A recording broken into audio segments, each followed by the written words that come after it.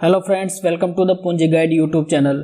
जब भी आप म्यूचुअल फंड खरीदने जाते हैं तो आपके सामने दो विकल्प होते हैं, पहला डायरेक्ट प्लान और दूसरा रेगुलर प्लान। दोस्तों, अगर आपको इनके बारे में सही जानकारी नहीं है तो यह आपके लिए प्रॉब्लम खड़ी कर सकता है। तो दोस्तों, आज इस वीडियो के माध्यम से मैं आपको डायरेक्ट प्लान और रेगुलर प्लान के बारे में समझाऊंगा और बताऊंगा कि इनके रिटर्न्स में कितना अंतर रहता है और आपको कौन सा प्लान चुनना चाहिए। दोस्तों, वीडियो में आगे बढ़ने से पहले आपसे रिक्वेस्ट है कि प्लीज़ चैनल को सब्सक्राइब जरूर कर लें।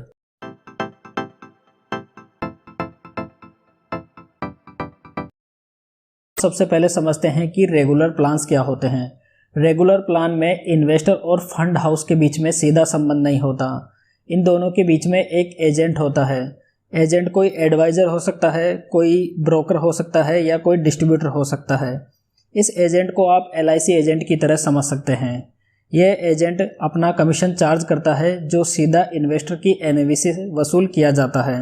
दोस्तों, इस एडिशनल कमीशन के कारण ही थोड़ा एक्सपेंसेस रेशियो रेगुलर प्लान में ज़्यादा होता है। तो दोस्तों, बिल्कुल आसान भाषा में समझे तो रेगुलर प्लान्स वह प्लान होते हैं जो किसी एजेंट या ब्रोकर के माध्यम से खरीदे जाते हैं। दोस्तों, रेगुलर प्लान में इन्वेस्ट करने से कई बेनिफिट्स होते हैं, जैसे कि इसमें आपको एडवाइज़र की सुविधा प्राप्त होती है, साथ में आपको कोई भी रिसर्च नहीं करनी होती। तीसरा, आपको स्वयं को कोई अतिरिक्त समय देने की आवश्यकता नहीं।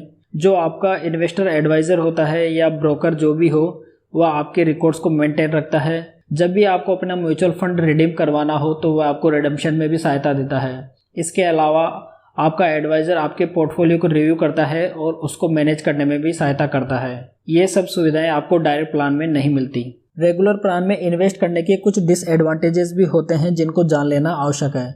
दोस्तों, रेगुलर प्लान में एक्सपेंसेस रेशो ज़्यादा होता है, जिससे कि आपको कम NAV प्राप्त होती है। इस कम NAV के कारण आपके पोर्टफोलियो का वैल्यूएशन डायरेक्ट प्लान की तुलना में कम रहता है, जिससे आपके रिटर्न थोड़े कम रहते हैं। दोस्तों, डायरेक्ट प्लान और रेगुलर प्लान के रिटर्न्स में कोई खास अंतर नहीं होता, परंतु जैसे जैसे आपके समय बीतता जाएगा आपको ये रिटर्न्स में काफ़ी ज़्यादा अंतर देखने को मिल सकता है। शॉर्ट पीरियड में डायरेक्ट प्लान और रेगुलर प्लान के रिटर्न्स में कुछ खास अंतर नहीं रहता, परंतु लंबी अवधि में इन दोनों के रिटर्न्स में काफ़ी अंतर देखा जाता है। अब बात कर लेते हैं डायरेक्ट प्लान्स की। 2013 से पहले सभी प्लान्स रेगुलर प्लान ही होते थे, परंतु सेबी ने जनवरी 2013 में सभी फंड हाउस को आदेश दिया कि वह रेगुलर प्लान के साथ साथ में डायरेक्ट प्लान भी लॉन्च करें। डायरेक्ट प्लान में फंड हाउस और इन्वेस्टर के बीच में सीधा संबंध होता है। कहने का मतलब है कि फंड हाउस और इन्वेस्टर के बीच में कोई भी एजेंट या डिस्ट्रीब्यूटर नहीं होता। देखा जाए तो डायरेक्ट प्लान और रेगुलर प्लान के बीच में कोई खास अंतर नहीं होता।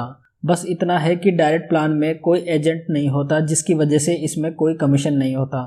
कमीशन नहीं होने के कारण डायरेक्ट प्लान में एक्सपेंसेस रेशियो रेगुलर प्लान की तुलना में कम होता है। बात की जाए डायरेक्ट प्लान्स के फायदों के बारे में, तो डायरेक्ट प्लान में एजेंट एलिमिनेट होने के कारण एक्सपेंसेस रेशियो कम होता है, जिससे कि आपको ज़्यादा NAV मिलती है और आपके रिटर्न्स रेगुलर प्लान की तुलना में ज़्यादा रहते हैं, जिससे आप अपने गोल्स को जल्दी प्राप्त कर सकते हैं। डायरेक्ट प्लान के थ्रू म्यूचुअल फंड में इन्वेस्ट करने के कुछ ड्रॉबैक्स भी हो सकते हैं, जैसे कि इसमें आपको सेल्फ रिसर्च और एनालिसिस करने होते हैं, साथ में आपको कोई भी इन्वेस्टमेंट एडवाइस प्राप्त नहीं होती। यह एक टाइम कंज्यूमिंग प्रोसेस हो सकती है। साथ में आपको टाइम टू टाइम अपने पोर्टफोलियो को स्वयं ही रिव्यू करना होता है। अब हम रेगुलर प्लान और डायरेक्ट प्लान के बीच में पॉइंट वाइज अंतर समझने का प्रयास करेंगे। सबसे पहले मध्यस्थ। रेगुलर प्लान में एजेंट और ब्रोकर होते हैं, जबकि डायरेक्ट प्लान में कोई एजेंट नहीं होता। Expenses ratio. रेगुलर प्लान में डायरेक्ट प्लान से ज़्यादा एक्सपेंसेस रेशो होता है, जबकि डायरेक्ट प्लान में एजेंट नहीं होने के कारण एक्सपेंसेस रेशो रेगुलर प्लान की तुलना में कम रहता है। रिटर्न्स की बात की जाए तो रेगुलर प्लान के रिटर्न्स डायरेक्ट प्लान के कंपैरिजन में कम होते हैं, जबकि डायरेक्ट प्लान के रिटर्न्स ज़्यादा होते हैं।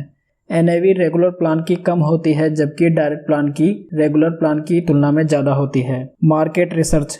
मार्केट रिसर्च यानी कि रेगुलर प्लान में एडवाइज़र के द्वारा मार्केट रिसर्च करके आपको सलाह दी जाती है, जबकि डायरेक्ट प्लान में ऐसी कोई भी सुविधा नहीं होती, जिस कारण हमको स्वयं सभी मार्केट रिसर्च करनी होती है।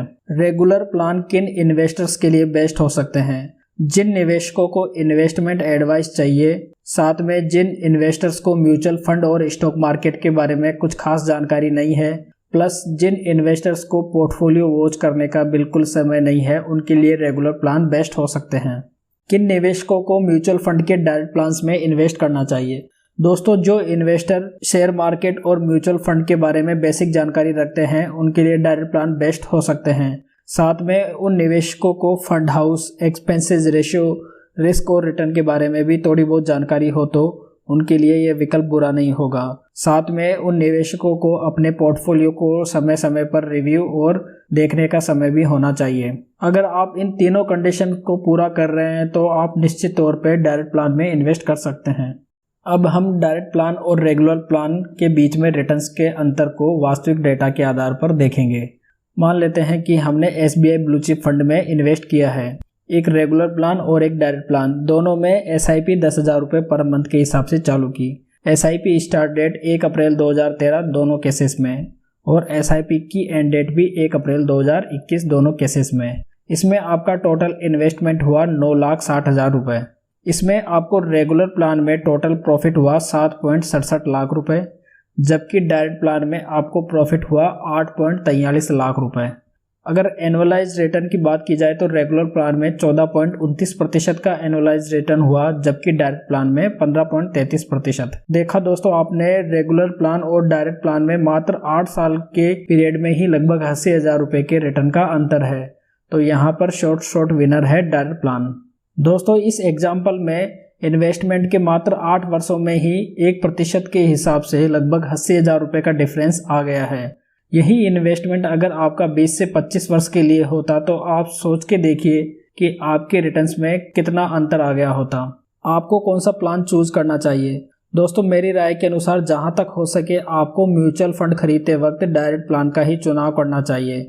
आज के इंटरनेट के ज़माने में कोई भी ऐसी जानकारी नहीं है जो आप प्राप्त ना कर सकें। अगर आप थोड़ा बहुत भी म्यूचुअल फंड के बेसिक्स के बारे में जान लेते हैं तो आप आसानी से डायरेक्ट प्लान में इन्वेस्ट कर सकते हैं, जिससे आपको भविष्य में रेगुलर प्लान की तुलना में ज़्यादा प्रॉफिट हो।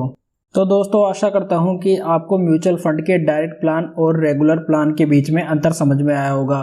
साथ में आपके सभी डाउट्स क्लियर हो गए होंगे। दोस्तों, अगर वीडियो पसंद आई हो तो प्लीज़ वीडियो को लाइक करें, कमेंट करें और चैनल को सब्सक्राइब करना ना भूलें।